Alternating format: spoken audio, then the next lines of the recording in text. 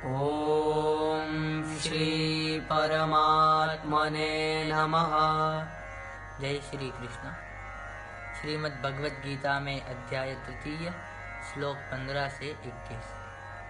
कर्म ब्रह्मोद्भवं विद्धि ब्रह्माक्षरसमुद्भवम् तस्मात् सर्वगतं ब्रह्म नित्यं यज्ञे प्रतिष्ठितम् एवं प्रवर्तितं चक्रं नानुवर्तयति हयः आयुरेन्द्रियारामो मोघं पार्थ स जीवति यस्त्वात्मरतिरेव स्यात् आत्मतृप्तश्च मानवः आत्मन्येव च सन्तुष्टः तस्य कार्यं न विद्यते नैव तस्य कृतेनार्थो न कृतेनेह कश्चन न चास्य सर्वभूतेषु कश्चिदर्थव्यपाश्रयः तस्मादसक्तः सततं कार्यं कर्म समाचर असक्तो ह्याचरन् कर्म परमाप्नोति पूरुषः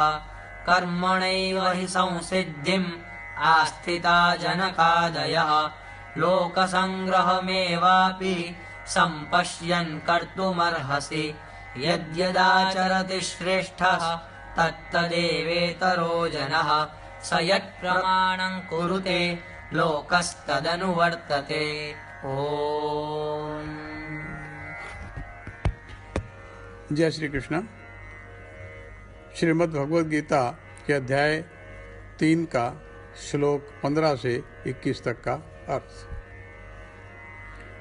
भगवान श्री कृष्ण ने कहा, हे पार्थ, जो पुरुष इस लोक में इस प्रकार परंपरा से प्रचलित सृष्टि चक्र के अनुकूल नहीं बरतता अर्थात अपने कर्तव्य का पालन नहीं करता, वह इंद्रियों के द्वारा भोग में रमण करने वाला पापायु पुरुष व्यर्थ ही जीता है।